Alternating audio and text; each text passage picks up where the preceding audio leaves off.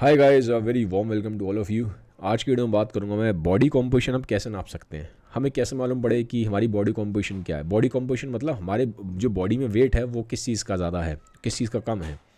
क्या हमारी बॉडी में मसल्स का वेट ज़्यादा है, क्या हमारी बॉडी में फैट का वेट ज़्यादा है, क्या हमारी बोन डेंसिटी कैसी है। ठीक है, तो ये सब चीज़ें जब आपको जाननी है कि आपको बॉडी कॉम्पोजिशन के बारे में आपको पता करना है तो आप कैसे पता करेंगे। अब इसके बहुत सारे मेथड्स हैं, ठीक है, अलग अलग मेथड्स हैं और हर एक मेथड का अपना प्लस माइनस है। तो मैं थोड़ा डिटेल में बात करूंगा हर एक मेथड के बारे में। जो पहला मेथड है और जो सबसे इजी मेथड है जो आप घर पे कर सकते हो और जब सबसे चीपेस्ट मेथड भी है, that is skin fold calipers. ठीक है, स्किन फोल्ड कैलिपर्स क्या है, कैलिपर टाइप का होता है। आप उसको घर पे आप उसको परचेज़ कर सकते हैं और उसको ना आप अपने बॉडी में 4-5 एरियाज़ में उसको पिंच करना होता है। जैसे मान लीजिए स्किन है मेरी, अब मैंने इसको स्किन को यहाँ पिंच कर लिया, तो आप ऐसे पिंच करके आप उसको चेक करोगे, ऐसे लगा लोगे उसको मशीन को, ठीक है, कैलिपर्स को, और वो बता देगा कि हाँ इतना फैट है, आर्म्स पे इतना फैट है, चेस्ट पे इतना फैट है। आप 4-5 जगह ले लोगे बॉडी में, उन 4-5 जगहों पे आप अपना फैट मेज़र करोगे और उसका एक एवरेज ले लोगे। ठीक है, 4-5 जगह का फैट लिया, मान लीजिए आपने जैसे चेस्ट का ले लिया, आपने बैक का ले लिया, आपने टमी का ले लिया, आपने थाइस का ले लिया, आपने ग्लूट्स का ले लिया। 4-5 जगह का आपने फ़ैट निकाल लिया, उससे मशीन से आपको मालूम पड़ जाएगा कैलिपर्स का यूज़ करके। फिर उनका एवरेज लेना है आपको, तो उससे आपको मालूम पड़ जाएगा कि एवरेज बॉडी का फैट परसेंटेज आपका कितना है। ठीक है, तो उससे क्लियर हो जाता है। तो पहला मेथड तो ये है, लेकिन इसके अपने नुकसान है। इस मेथड के नुकसान क्या है? फ़ायदा ये है कि ईजी है, घर पे कर सकता है आदमी, वो बहुत ही चीप है। नुकसान क्या है? नुकसान ये है कि जब आप स्किन आप पकड़ के उसको आप कर रहे हो, अपने चेक कर रहे हो, मान लो मैं यहाँ का कर रहा हूँ या मैं यहाँ का कर रहा हूँ, तो ये इस पर डिपेंड करेगा कि मैंने स्किन को मैंने होल्ड कैसे किया है। मैंने ज़्यादा टाइट पकड़ा है स्किन को, मैंने लूज़ पकड़ा है स्किन को। तो ये करने वाले की स्किल पे बहुत डिपेंड करता है, उसका एक्सपीरियंस कितना है इस तरह से फैट परसेंटेज नापने का। तो इसके हिसाब से इसमें चेंजेस आते हैं। एरर्स बहुत आ सकते हैं, मैनुअल एरर आ सकते हैं, क्योंकि इंसान खुद कर रहा है इसको। ठीक है, ह्यूमन इंटरवेंशन रिक्वायर्ड है। तो ये इसका नेगेटिव है। प्लस मैंने बताया ईजी है, घर पे कोई भी आदमी कर सकता है। अब दूसरा होता है जहाँ पे ह्यूमन इंटरवेंशन की ज़रूरत नहीं है, आदमी की ज़रूरत नहीं है करने की, मेज़र मशीन खुद कर देगी। इसका नाम होता है BIA, bio electrical impedance analysis. अब इसमें क्या होता है, ये एक मशीन है, आप हाथ में पकड़ते हो, आप कभी जिम में भी कर सकते हो, कई लोग घर पे भी खरीद लेते हैं। ठीक है, एक मशीन सी होती है, आप ऐसे पकड़ के उसको खड़े हो जाते हो। ठीक है, ऐसे पकड़ लोगे, हैंड हेल्ड डिवाइस भी होता है और कहीं प्रॉपर बड़ी मशीन भी होती है, उसमें साइड में ऐसे 2 बार से होते हैं, आप उसको पकड़ के खड़े हो जाते हो जिम में। तो ये क्या करती है BIA वाली मशीन? इसमें एक करंट पास होता है आपकी बॉडी में। ठीक है, अब आपको ये पता होगा, एक बेसिक फिजिक्स का रूल है कि जहाँ पानी होता है वहाँ करंट इजीली पास कर जाता है। जैसे मसल हमारी 75% पानी से बनी है, फैट में पानी कंपैरेटिवली बहुत कम है, मसल के मुकाबले 10 से 30% के आसपास होता है, वेरी करता है। तो मसल में पानी ज़्यादा होता है, फैट में पानी कम है, तो मसल वाले एरिया पर ज़्यादा ईजिली पास करेगा करंट, फैट वाले एरिया में रेजिस्टेंस मिलेगा। तो उसके हिसाब से वो कैलकुलेट कर लेता है आपकी बॉडी में कितना मसल है, कितना आपकी बॉडी में फैट है। ठीक है, तो करंट हल्का सा पास होता है, लेकिन बहुत सेफ है, आपको पता ही चलेगा करंट पास हो भी गया। बहुत ही माइन्यूट करंट होता है, वो हल्का करंट होता है। अब इसके प्लस माइनस क्या है इस मेथड के? प्लस ये ईजी है, कुछ नहीं करना, आराम से खड़ा होना हो जाएगा। ठीक है, और वो जो स्किन फोल्ड कैलिपर्स पहले वाले मेथड में जो गलतियाँ थी वो यहाँ गलतियाँ नहीं होंगी आपसे, क्योंकि इसमें कोई मैनुअल इंटरवेंशन की ज़रूरत नहीं है, आप कोई हाथ मतलब आदमी को ज़रूरत नहीं है, वो अपने आप मशीन कैलकुलेट कर रही है। तो ये इसका प्लस है, ईजी है, बेटर है। लेकिन अब नेगेटिव्स भी हैं। इसके नेगेटिव्स कैसे हैं कि आपके हाइड्रेशन स्टेटस के हिसाब से इसके रिजल्ट चेंज होते हैं। आपने पानी पिया है, आपने कम पानी पिया, आपने ज़्यादा पानी पिया, इसके हिसाब से चेंज हो जाएगा। आपने खाना क्या खाया, इसके हिसाब से रिजल्ट चेंज हो जाएंगे। मान लीजिए क्योंकि खाने में भी हमारे लिक्विड होता है, ठीक है, खाने में भी पानी होता है, तो आपने खाना क्या खाया उसके हिसाब से आपका पानी का लेवल चेंज हो रहा है बॉडी का। तो पानी का लेवल चेंज हो रहा है तो रिजल्ट में चेंज आएंगे, क्योंकि ऑब्वियसली जो वो मशीन है वो काम ही करंट के हिसाब से कर रही है। वो करंट में जो पास कर रहा है वो पानी के हिसाब से पास कर रहा है। जहाँ पानी ज़्यादा है वहाँ इजीली पास करेगा, जहाँ पानी कम है वहाँ रेजिस्टेंस मिलेगा। तो आपका हाइड्रेशन का स्टेटस कैसा है, आपने खाना कितना खाया है, कौन सा खाना खाया है, कैसा खाना खाया है, आपकी फिजिकल एक्टिविटी का लेवल क्या है। क्योंकि जैसे मान लीजिए आपने रनिंग करी बहुत, आपको स्वेट बहुत हो गया, आपका पसीना निकल गया बहुत ज़्यादा, तो बॉडी का पानी का लेवल आपका डाउन हो गया, तो अब फिर रिजल्ट में चेंजेस आएंगे। ठीक है, आप वर्कआउट से पहले ले रहे हैं, जब आपकी स्वेटिंग नहीं हुई है उस टाइम अलग आएगा बॉडी कॉम्पोजिशन का मेजरमेंट, और आप वर्कआउट के बाद बहुत स्वेट कर लिया है और आप प्रॉपर रिहाइड्रेट नहीं हुए तो रीडिंग्स अलग आएंगी। जबकि कोई फैट परसेंटेज और आपके मसल मास में चेंज नहीं हुआ है वर्कआउट करने से, वो करने के बाद, बट रीडिंग से फ़र्क आ जाएगा, और कभी कभी फ़र्क बहुत ज़्यादा हो जाता है। तो हाइड्रेशन के स्टेटस के हिसाब से इसमें एक ये ड्रॉबैक है, इसमें गड़बड़ आती है। तो ये मैंने आपको दोनों बता दिया, इसका मेथड का क्या प्लस माइनस है। प्लस ये ईजी है, कुछ नहीं करना उसमें, ईजिली आप जाके बस आपको हाथ में पकड़ना है या आपको जाके वो मशीन पे खड़ा होना है, ईजिली निकल के आ जाएगी रीडिंग। लेकिन नेगेटिव्स भी हैं क्योंकि पानी के इंटेक के हिसाब से इसकी रीडिंग्स चेंज हो जाती हैं और फ़र्क काफ़ी आ जाता है कभी कभी। अब एक सबसे जो गोल्ड स्टैंडर्ड माना गया है बॉडी कॉम्पोजिशन नापने का, वो मेथड है डेक्सा स्कैन। अब डेक्सा स्कैन क्या है? डेक्सा स्कैन एक बहुत ही लो लेवल की एक्सरेज होती हैं, ठीक है, लो डोज की एक्सरेज हैं, उसके थ्रू इसमें आदमी के बारे में पूरा बॉडी कॉम्पोजिशन मालूम पड़ जाता है और ये सबसे ज़्यादा एक्यूरेट है।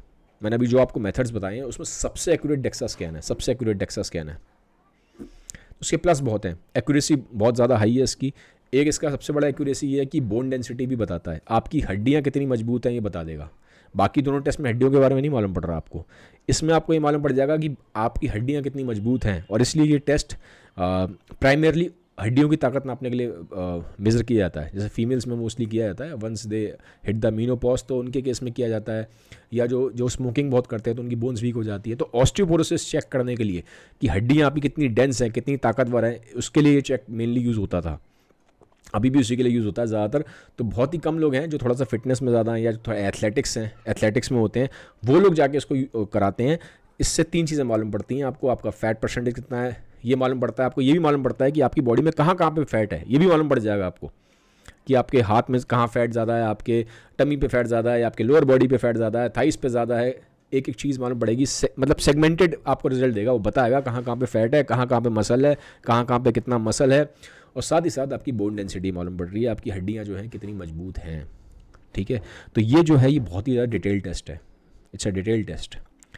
इसका नेगेटिव्स क्या है कि इसके लिए आपको जाना पड़ेगा एक अच्छे हॉस्पिटल में, घर पे नहीं होगा टेस्ट वो, ठीक है।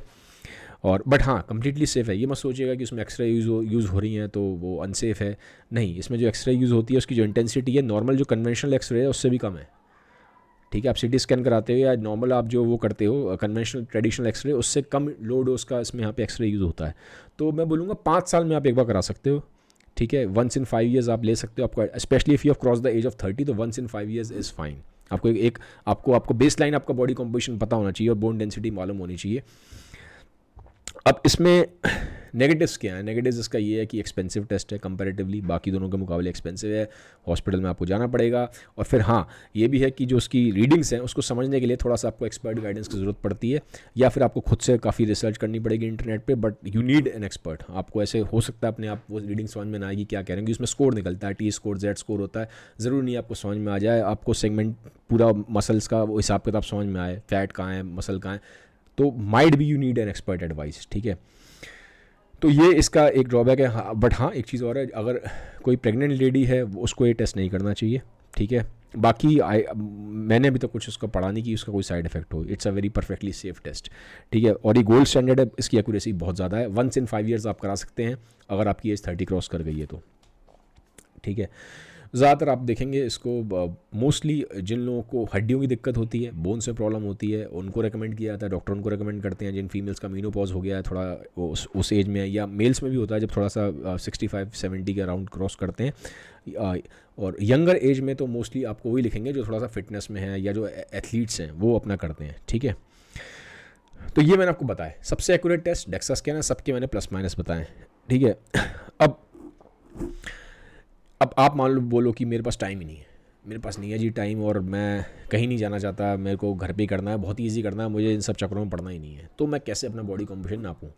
सबसे इजी मेथड क्या है? अब सबसे जो इजी मेथड होता है उसमें क्या होता है, उसमें गड़बड़ भी होती है, वो उसके जो रिजल्ट्स होते हैं वो एक्यूरेट नहीं होते।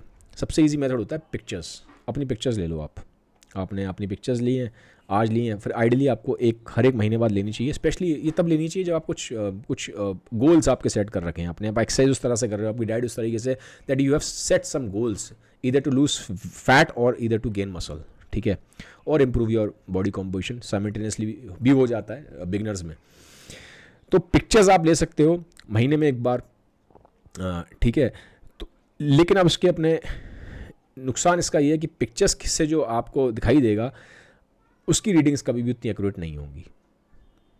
सबसे इजी टेस्ट है ये, लेकिन इस सबसे कम एक्यूरेट टेस्ट है ये, क्योंकि जितना ह्यूमन इंटरवेंशन इन्वॉल्व है, ह्यूमन जजमेंट इन्वॉल्व है, वहाँ दिक्कतें आती हैं। अब इसमें भी पिक्चर्स में भी एक चीज़ का ध्यान रखना बहुत ज़रूरी है कि आप किस लोकेशन में ले रहे हो।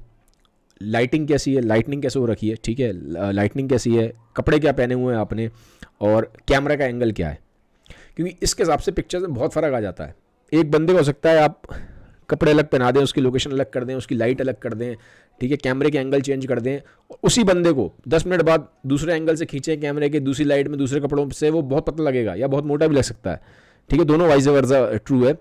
तो एक्यूरेसी अगर आपको चाहिए तो अगले महीने जब आप लें, क्योंकि वंस इन अ मंथ लेने की ज़रूरत है पिक्चर्स, तो you should always keep the conditions constant. मतलब जहाँ पे जिस जगह पे आपने पहली बार लिया था वही लोकेशन होनी चाहिए, वही कंडीशंस होनी चाहिए, वही आपके कपड़े होने चाहिए, वही आपकी लाइटनिंग होनी चाहिए, और वो सेम आपका फूड कंडीशंस भी होनी चाहिए। आइडली एम्प्टी स्टमक लेना चाहिए सुबह के टाइम पे अपना स्टमक क्लियर करने के बाद, ठीक है, ताकि एटलीस्ट कम से कम इसमें जो एरर्स हैं वो आप उसको मिनिमाइज़ कर सको, ठीक है। तो मैंने आपको सारे यहाँ पे मेथड बता दिए हैं।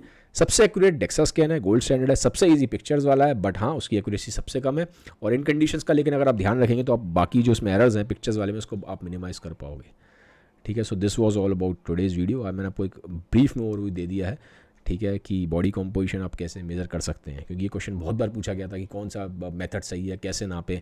आप कोई भी ले लीजिए जो आपको ठीक लगता है, उसको एक बेस लाइन बना लीजिए, फिर अपने चेंजेस को ट्रैक करो, ठीक है। कोई भी आप ले लो, आपको एक बेस लाइन आपको सेट करना है, फिर आप जब आप मान लो किसी गोल आपने सेट कर रखा है, फिर आप उससे कंपेयर कर सकते हो। You can choose any, but हाँ बेस्ट डेक्सा स्कैन है जैसा मैंने आपको बताया। तो ये था वीडियो। अगर वीडियो ठीक लगते हैं, आपको कुछ सीखने को मिल रहा है, then please do share it with others as well. Thank you, have a nice day, bye bye, take care.